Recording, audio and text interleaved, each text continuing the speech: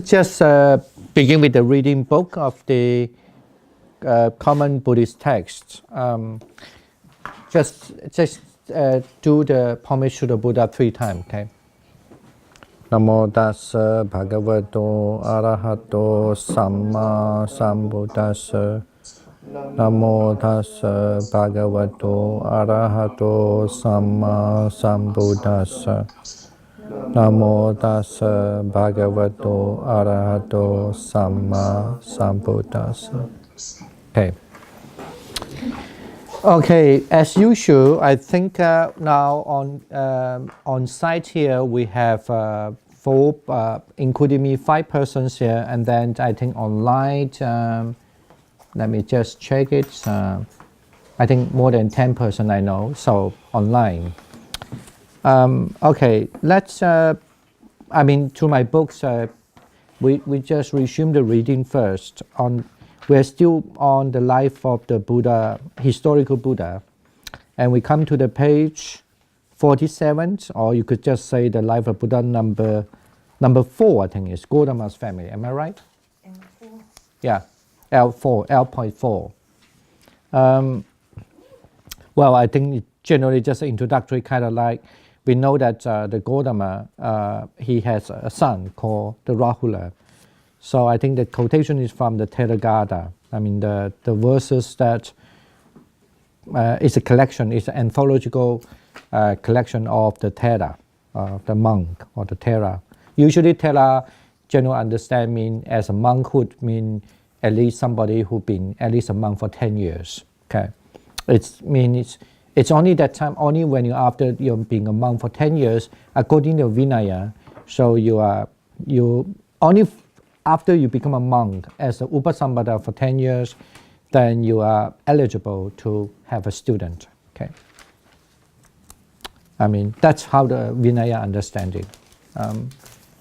Shall we just back to the reading now, and we can just simply read the Gautama's family. We can start from the left side. L4. Otherwise, you just read it first. I think right side. Okay.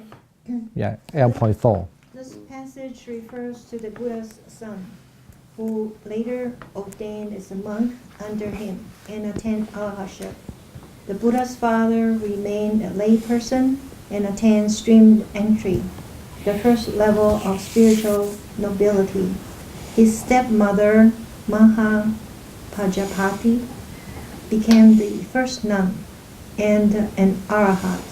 His wife also seems to have also become a nun and an arahat. Yeah, can you read the text? They know me as lucky. Finish? No, yeah. They know me as lucky Rahula, lucky for 2 reasons. One, that I am the son of the awakened one, and the other, that I am one with vision of truths. Okay, now let's go to next one, lavish young life. Lavish young life. This passage describes an early life of the great comfort, but then moves to reflection of aging, sickness, and death as coming to us all. Monks, I live in refinement, almost refinement, and total refinement. In my father's home, there was lotus pond just made for me. One where red lotuses bloom, one where white lotuses bloom, one where blue lotuses bloom, all for my sake. I used no sandalwood that was not from Kasi. My turban was from Kasi, as what were my tunic, my lower garment, and my outer cloak. A white umbrella was held over me day and night to protect me from cold, heat, dust, dirt, and dew. Monks, I had 3 mansions, one for the cold season, one for the hot season, and one for the rainy season. During the 4 months of the rainy season, being entertained in a mansion for the rainy season by musicians without one among them. I did not once come down from the mansion, whereas the servants, workers, and retainers in others' homes are fed meals of broken rice with lentil soup. In my father's home, the servants, workers, and retainers were fed wheat, rice, and meat. Monks, endowed with such affluence, living in such refinement, I considered, when an untaught ordinary person, himself subject to aging, not beyond aging, sees another who is aged, he is horrified, humiliated, and disgusted, oblivious to himself that he too is subject to aging, not beyond aging. If I who am subject to aging, not beyond aging, were to be horrified, humiliated, and disgusted on seeing another person who is aged, that would not be fitting for me. As I pondered thus, the young person's intoxication with youth entirely dropped away.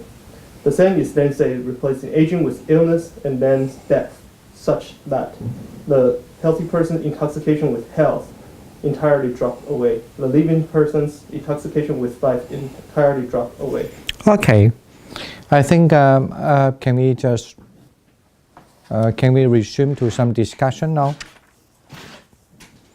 I think unless people have question or any comments, because about the Rahula, it's just a simple statement saying that there was a person called Rahula who was an Arahant and who was the son of the you could say the Siddhartha, the king Siddhartha, the princess Siddhartha, sorry. And then another thing is about in the one of the very actually is a popular sutta also from the Anguttara Nikaya called Sukumala Sutta, describe that actually that this is certainly it's not the how to say the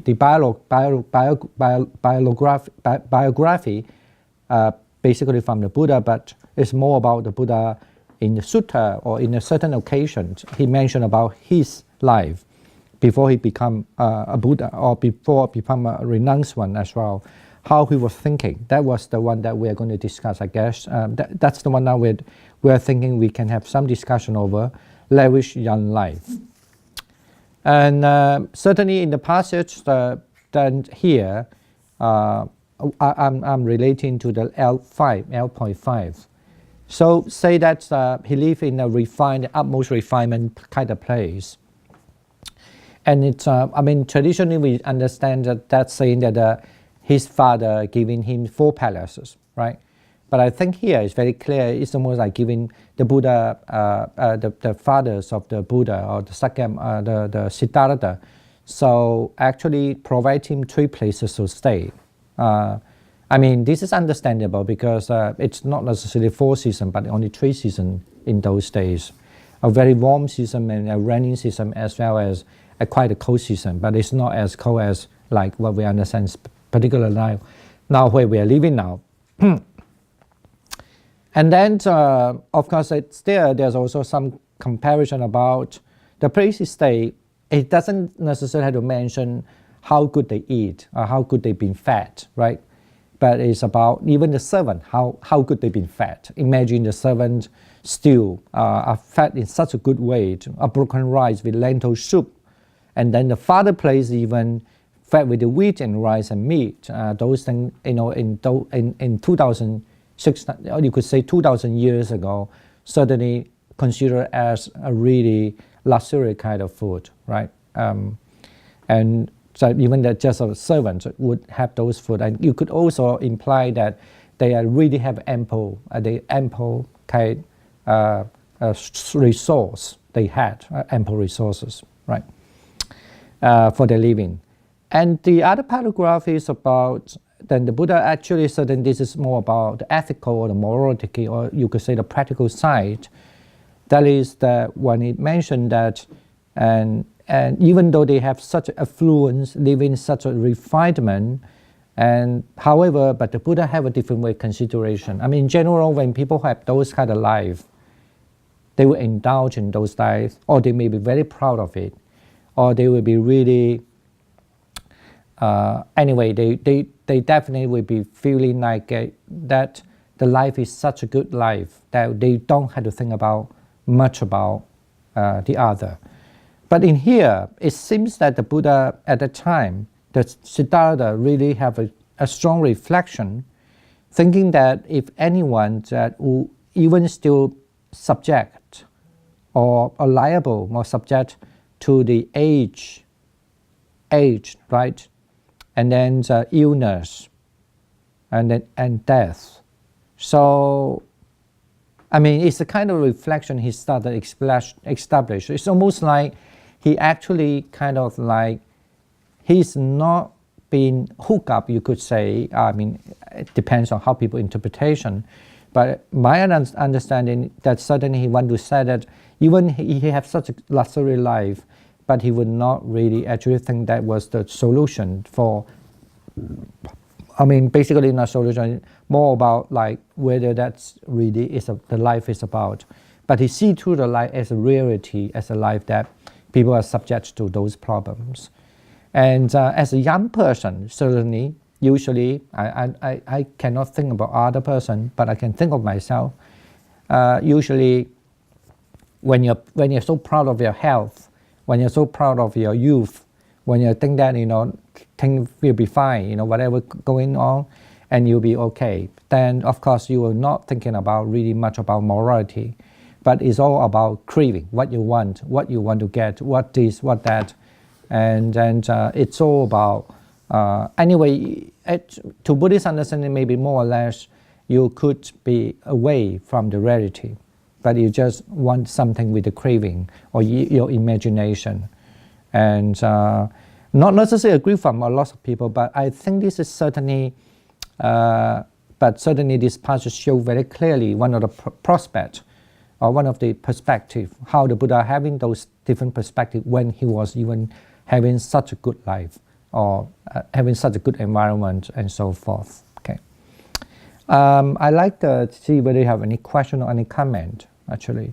I would think it's a very important passage, actually, because I also usually think that way. It's, we always forget a lot of important things in our life. We always think that is important, this is important, my career is important, my future is important, my this is important, that important. That's, I'm not saying it's not important, but then the worst thing is not about, you might have many thoughts, but sometimes you forget actually there are some realities confronted to you, but you just neglect, you refuse to see that, that we will face that one day, or even we might be on that stage, even we refuse to see it, Okay, any comments or any I would like to hear any other opinions after reading this paragraph.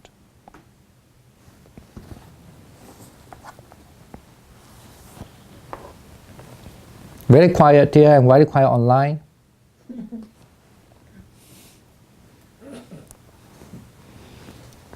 So shall we go on?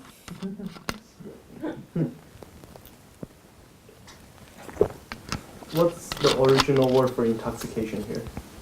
I'm not sure, but I think it's a heedless still. Heedless. I suppose that's the word. Yeah. Okay. I didn't compare the Pali, but I guess it must be the word. It's not really far from that kind of word. Yeah. Mm-hmm. Mm. Basically, you're The healers. without knowing what's the nature of reality or what's really going on. Mm. I think it's interesting that in here they avoided to say that all the musicians are women. I just say that there's no men among them. Did he mention here? Yeah. Yeah. By musicians without one man among them. Mm-hmm. Yeah, I think so. It's also because, well, I mean, this is how generally we interpret it. It's because the father, when what you call this fortune teller, right? I would say, I shouldn't say fortune teller, a sage, because fortune teller is a wrong way, just thinking he's just a fortune teller. Actually, his belief is really very knowledgeable and powerful in his practice. The sage Asita, right? His name Asita, when he predicted what it would be, he said, either he could be the king or either he could be one of the a powerful religious leader. And then it said that that's the reason why then his father worried about. He certainly the best way to in order to keep their son to stay in the palace is to have the best women around him, Nice. But sometimes I mean, of course, that in those days version, but in the modern time maybe it could be something that is overacting, he's seen so many beautiful already. So anyway, that's another story. Yeah, I guess that's the reason. But we have to understand actually in musician, in the old days, the top musician almost are the men, not the women. even nowadays in India, there's still, I mean, you see a lot of dancers out there, but still, especially when we say musician, like people who sing, who play the music, are still the best teacher. They still have this kind of culture until now. They believe it's mostly a man, right? Yeah. So that is an interesting part. I didn't notice that, but good that you pointed out. Yeah. Okay. If no any other further comment online, so we can just look at that. Now, after that, I would say after that, or maybe by the time he's still in the good place to stay, and he has such a reflection already, which I'm sure that for in those days the people would think that he's a little overthinking. So, and now we come to the 9.6.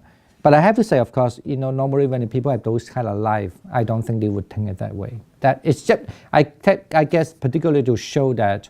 I don't mean the show means it's really not real. It's particularly this is the point to keep here. It's just to really have emphasis on this, that he really have a different way of thinking, even when he was having such a luxury life. Okay, let's look at 1.6 about the Buddha too, about how he understands certain other things as well. And in this passage, the Buddha reflected pleasure of his youth, and then on the limitation and danger of such pleasures. So next one, do you want to read? Yeah, Markandeya. Markandeya. Formerly, when I lived the home life, I enjoyed myself, tolerated and endowed with the five strengths of sensual pleasure. Forms discernible by the eye that are wished for, desired, agreeable, likable, connected with sensual desire, and provocative or lust. Sounds discernible by the ear, odors discernible by the nose, flavor discernible by the tongue, tangible discernible by the body that are wished for, desired, agreeable, likable, connected with sensual desire, and provocative or lust. On a late occasion, having understood, and they really are the origin, the experience, the gratification, the danger of sensual pleasure, then the escape from them, abandoned craving for sensual pleasures, a removed favor for sensual pleasures, a bed without thirst, with a mind rewarded and peace. I see other beings who are not free from lustful sensual pleasures be devoured by craving for sensual pleasures, burning with favor for sensual pleasures, indulging in sensual pleasures. I do not envy them, nor do I delight therein. Why is that? Markandeya, there is a meditative delight apart from sensual pleasures, apart from unwholesome stage, which surpass even divine pleasure. Since I take delight in them, I do not envy. I do not envy what is unfair, nor do I delight therein. Okay. Can we just stop here? Yeah. Could you just move that? Yeah.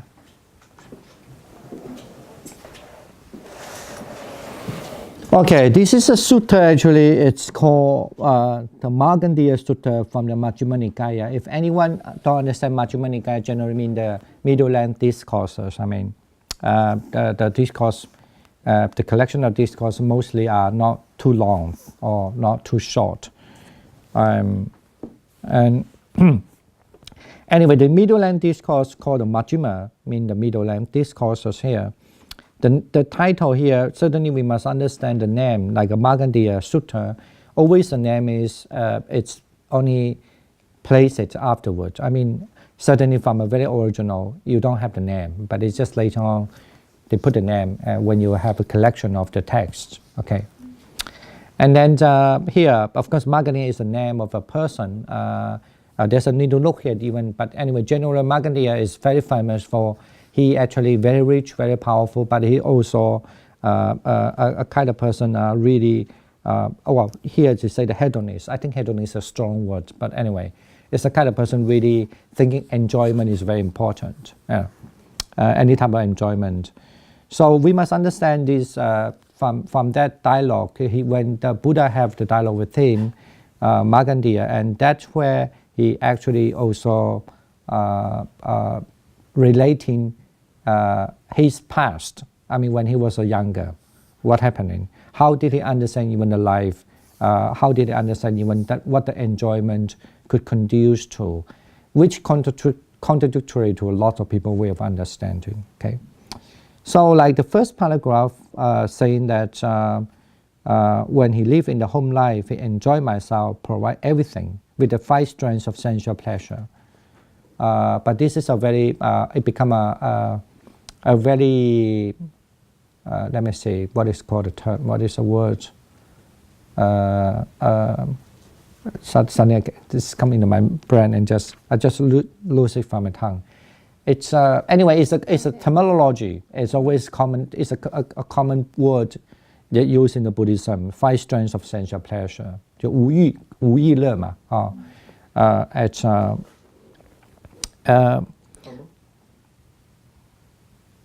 Karma?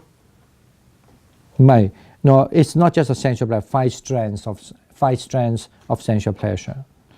Anyway, and those 5 strengths of sensual pleasure refer to, there were 5 kind of sensual pleasure that come from the material side, from the eyes, from the nose, from the tongue, from the ears, and the physical contact, right?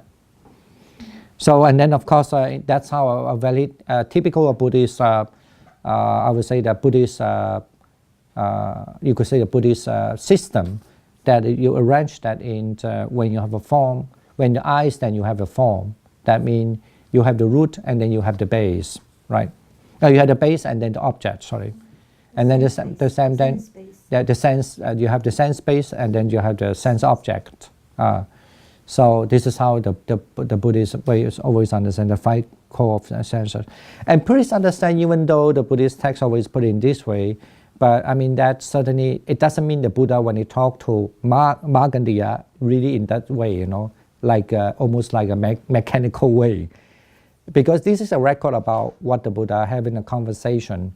What did the Buddha have? What was the Buddha? What happening when the Buddha had the conversation with the Magandia? So it is just a correct way that. So the Buddha subject is always talk about this, like, you know, you see a beautiful thing, you can hook up with a beautiful thing. You hear a nice thing and then you want to hear more and more and so forth.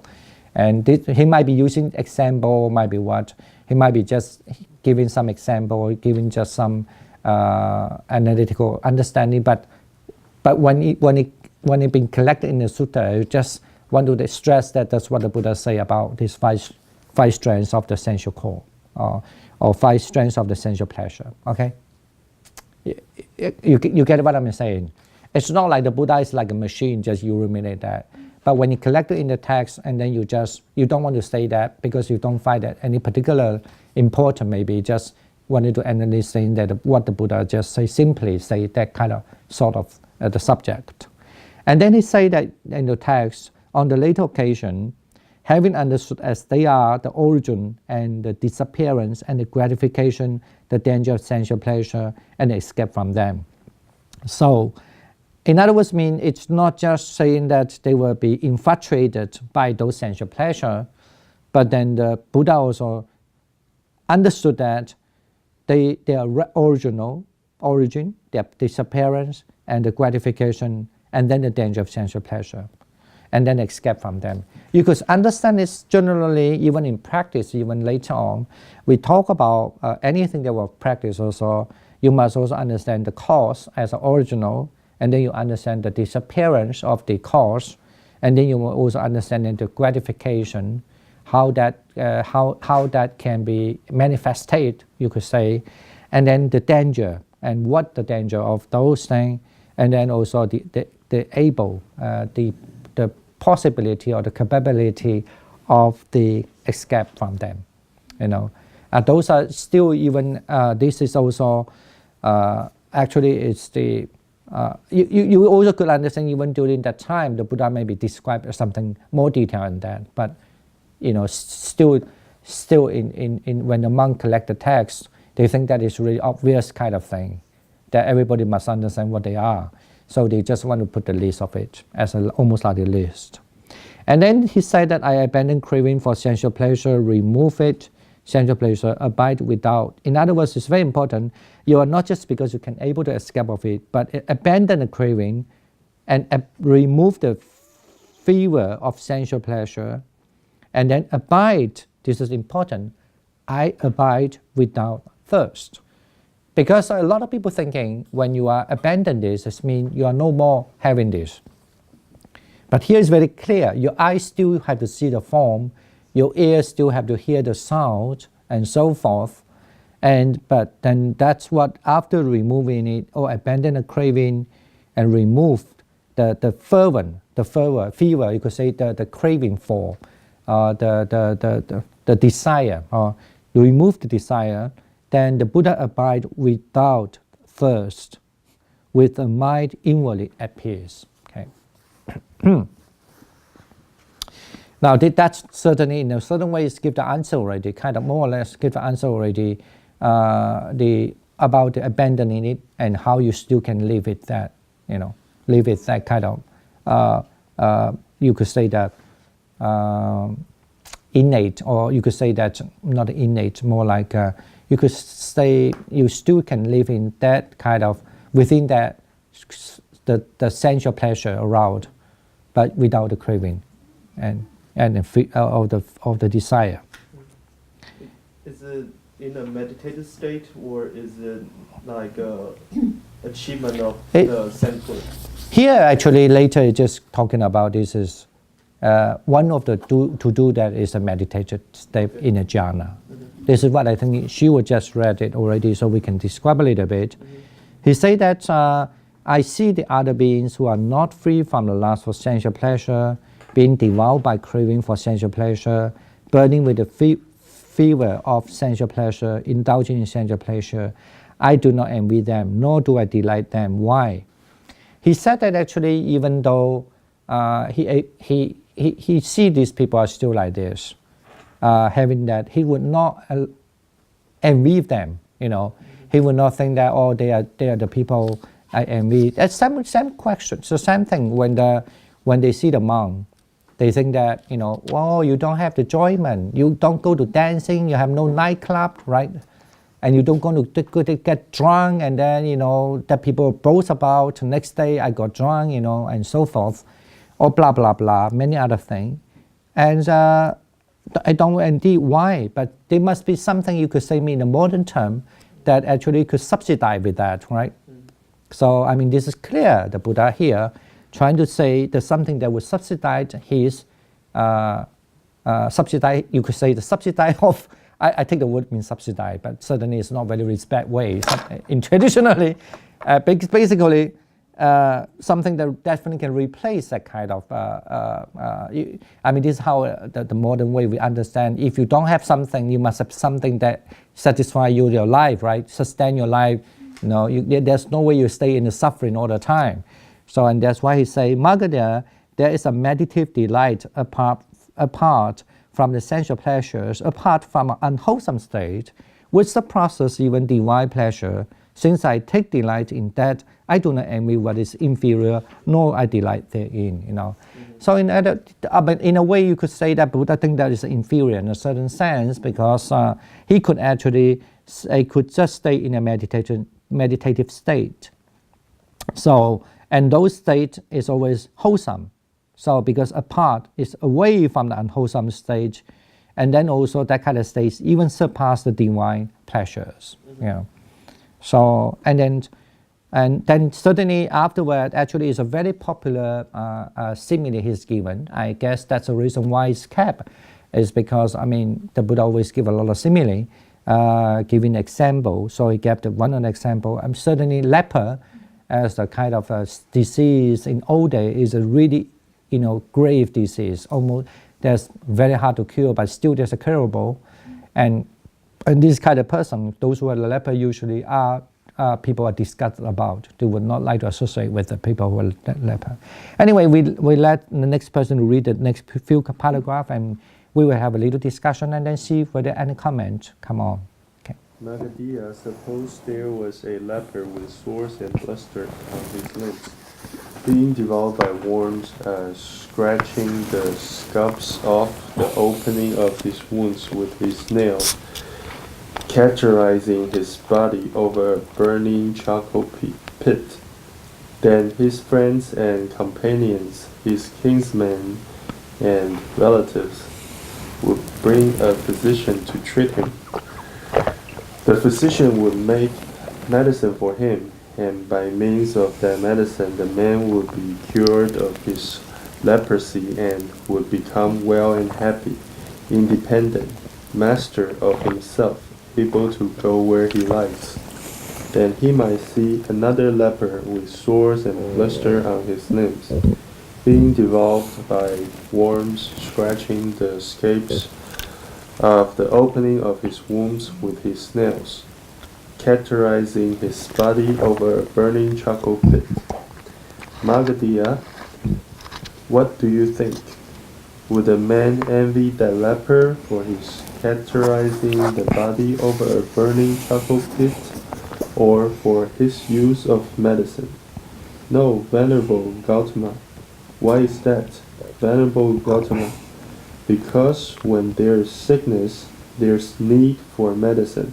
When there's no sickness, there's no need for medicine. Magadha, similarly, when I lived the home life before, I enjoyed myself provided and endowed with the 5 strengths of sensual pleasure. On a later occasion, having understood as they really are the origin, the disappearance, the gratification, the danger of sensual pleasures, and the escape from them, I abandoned craving for sensual pleasures.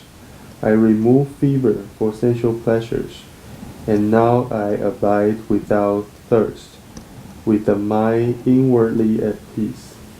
Now I see other beings who are not free from lust for sensual pleasures, being devolved by craving for sensual pleasures, burning with fever for sensual pleasures, indulging in sensual pleasures, but I do not envy them, nor do I delight therein. Why is that? Magadha, there is a delight apart from sensual pleasures, apart from unwholesome states, which surpasses even divine pleasure. Since I take delight in that, I do not envy what is inferior, nor do I delight therein. Okay. All right. It's very clear. I mean, I don't need to say about that, the simile of leper, but certainly it's just to point out that. So I mean, let's say there's someone who's been cured by the medicine, so they don't need the medicine anymore. So and then it point out that one thing is, as we mentioned earlier, that the Buddha said, so he knows that the sensual pleasure, the 5 strengths of the sensual pleasures. He knows his original and his origin, or you could say the disappearance also, not just the origin. Without disappearance, we cannot talk anything further. But they are the origin, the disappearance, the gratification, and the danger, as well as the escape from it. And those are the very important kind of formula we have to remember as a Buddhist, especially if you study Buddhism, and then you don't want to just say, I know the original, but you don't know that there's the origin and then the disappearance, and also as a gratification and the danger as well as escape. Those are the very kind of, it become almost like the formula. I mean, usually this is how we also, and traditionally, when we hear people saying something, whether we know whether the person come from a proper training or without proper training, you just listen this, then you somehow know. So if the people have a proper training, it doesn't mean there is always, I'm not saying that that's the way, but it just, in terms of the educational, right? You should somehow have the way to detect whether the person really come from that area or education. It's something like that. Then when they address something, they will address, especially they want to express you in detail, or then if they miss some of the point of it there, then we know that something not correct. I mean, once it's not correct, I mean something not in the proper. So, but in other words, actually it's very important. The 5 things is there, the 5 strengths of core, and then also 5 about the origin or the disappearance, and so forth. Actually, when you learn Buddhism, the more then there are a lot of discussion going on that part as well.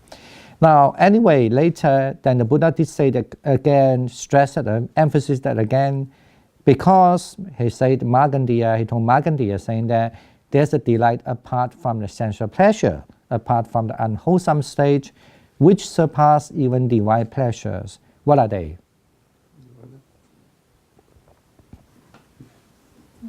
That's what my question is. What's a divine pleasure? Jhana. I thought jhana, divine pleasure. Yeah, that's what I thought. But then it says it surpassed even that. Nibbana. That That is- we Nibbana. Even surpass that divine pleasure, which means Nibbana. Mm-hmm. Yeah. Or cessation or more. Well, this is the divine pleasure. It's the divine pleasure is certainly to do with the meditation. Yeah, I mean the jhana, which surpasses even the divine pleasures. Okay. Okay. Any other question? Any comments? Can I take it as means the jhana between the rupa and arupa, both of them, or? It could be, but I think that it could be. But if you read it later, you will find then the Buddha also say that the jhana is necessary for several reasons as well. So I mean, I would take this in a way. I take this actually. He wanted to mention that there is something is very nice. That is because he has complete cure already, right? And then it almost like the nibbana. So, but up to this point anyway that we know, I think this is why the book is arranged in such a way. So just to tell you that, yeah, something is even better than a divine pleasure. And then still you can live in that kind of world, but you're able to apart, but you are still, there's a delight, right? It's not about dukkha, it's not about suffering, but there's a delight. But apart from sexual pleasure and then apart from unwholesome state. You see? In other words, you are out of the misery and you are very happy and peaceful. Yeah. And but you still have a delight, yeah, out of the misery, yeah. Otherwise, this is very important message because a lot of people learn Buddhism either they go to extreme, right? You can be extreme like happy is the one, but the happy can be with the unwholesome or can be with the sensual pleasure. But then also another extreme is that suffering. So, but that which is not what the Buddha is trying to say, then you are not living in delight, or you say living in happiness. Okay. But the way that maybe next time to answer the question to people that understand the delight, so we still talk about happiness or delight, but apart from unwholesome states and apart from sensual pleasure. So, and actually even surpass the divine pleasure also. But then you will find that in the passage, okay, this passage is very popular even if you look at Mahayana also about the leper, the way that in the leper also, that the leper simile is very popular even in Mahayana as well. Yeah. Okay, but at least you know that how this leper simile comes from. It comes from this sutra called Markandeya. And this is one of the reasons why it's very important to read the original text. I wouldn't say original, I would say the earliest, the Buddhist text, because then you know where that they quoted from in earlier time. Yeah, they might have a little different interpretation, but the substance, original substance are there. Yeah, are from this sutta. Okay, why don't we just go to the next about the quest of awakening. Now, I will just read a little paragraph. Say, in this passage, we come to L.7. In this passage, the Buddha described the noble search for that which is beyond the limitations of conditioned existence and how he began his search. I mean, this is certainly very important also, and how the search, how the Buddha, begin his searching for the enlightenment. Yeah. Monks, there are these two kinds of search: the noble search and the ignoble search. Monks, what is the ignoble search? Monks, here, someone being himself subject to birth seeks what is also subject to birth. Being himself subject to aging, he seeks what is also subject to aging. Being himself subject to sickness, he seeks what is also subject to sickness. Being himself subject to death, he seeks what is also subject to death. Being himself subject to sorrow, he seeks what is also subject to sorrow. Being himself subject to defilement, he seeks what is also subject to defilement. Monks, what may be spoken of as subject to death, to birth. Wife and children are subject to birth. Men and women, slaves, are subject to birth. Goats and sheep are subject to birth. Fowl and pigs are subject to birth. Elephant, cattle, horse, and mares are subject to birth. Gold and silver are subject to birth. Monks, these acquisitions are subject to birth. One who is tied to these things, infatuated with them, and aided to them, being himself subject to birth, seeks what is also subject to birth. Wives and children, etc., are then likewise each explained to be subject to aging and defilements, and all but gold and silver to be subject to sickness, death, and sorrow. One who is tied to these things, infatuated with them, and addicted to them, being himself subject to aging, etc., seeks what is also subject to aging, etc. Monks, this is the ignoble search. Continue? Yeah, just read the noble search. Yeah. Monks, what is the noble search? Here, someone being himself subject to birth, knowing the danger in what is subject to birth, seeks the unborn supreme security from bondage, nirvana. Being himself subject to aging, knowing the danger in what is subject to aging, he seeks the unaging supreme security from bondage, nirvana.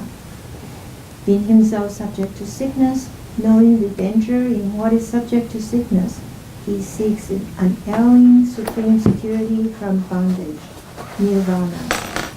Being himself subject to death, knowing the danger in what is subject to death, he seeks the deathless supreme security from bondage, nirvana.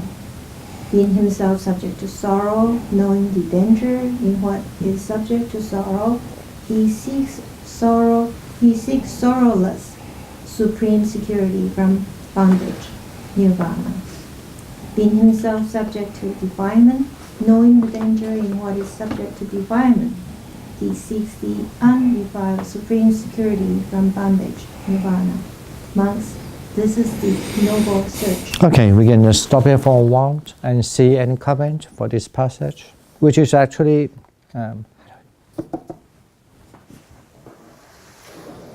So I mean, we come to this passage, which is actually, I don't know how the other person, but I definitely usually, I remember years ago when I read this, and it's really gave me a lot of very, I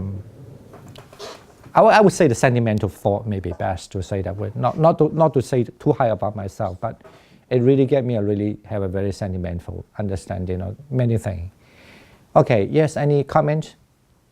师父，这个是不是就是好像我们那个圣球经前面那一边嘛？ Yeah, that's actually from that sutra. Yeah. This is from that Mahasachaka Sutta. Yeah, exactly the same that you were discussed last time in Chinese. 哦，OK， 谢谢。 The same sutta. Yeah. Yes. Oh, this is more like a joke, but gold and silver is not subject to sickness, death, and sorrow. So gold and silver are good. I understand. I'm not That's just a sure. joke. But you know that and those the language are very different from now. Sometimes, even if you speak a certain language, I know that in Chinese, when I say Chinese, I mean the Cantonese. Sometimes the language is, if you want, even nowadays, what I understand the modern Chinese called the Mandarin, I doubt even the old day they speak it same way. It's very different. Yeah, so I mean now the way that we use the modern, so-called the modern Chinese, the Mandarin, it's more influenced by the globalization of the languages. So the way we put the logical sentence and so forth. But in old day, not necessarily languages in such a way. Even some Cantonese retain that system. It doesn't make sense in Mandarin, but it's just, you get to understand it's very abstract sometimes in a certain way. Yeah. Anyway, any comments? And the other thing I noticed is because one thing that's very interesting about Majjhima Nikaya or Nikaya in general is Buddha almost never described what is nirvana. Like directly, he never say nirvana is this, is that, is this, is that. I think, But here we do get some qualities about what nirvana is.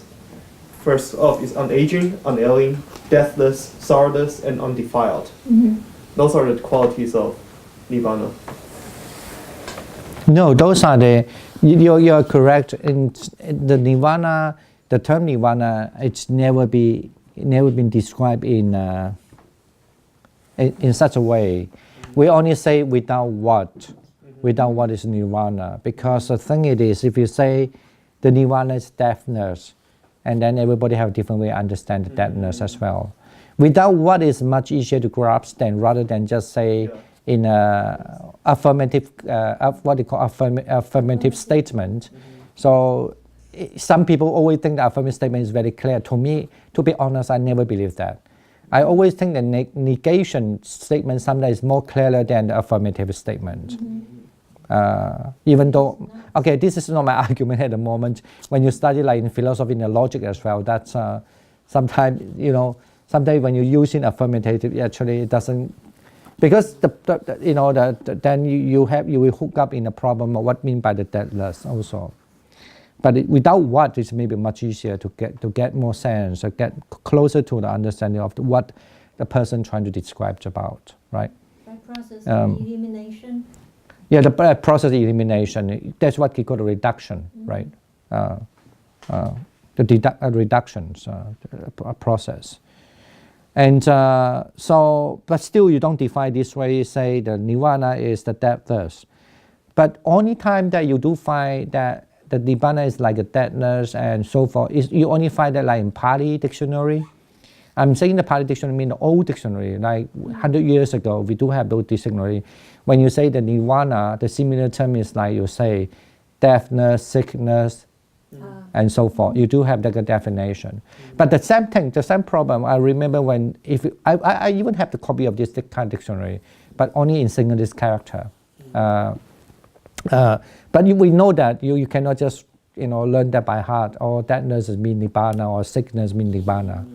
Then now let's say the people say they attend Nibbana because these people for 40 years never get ill. So,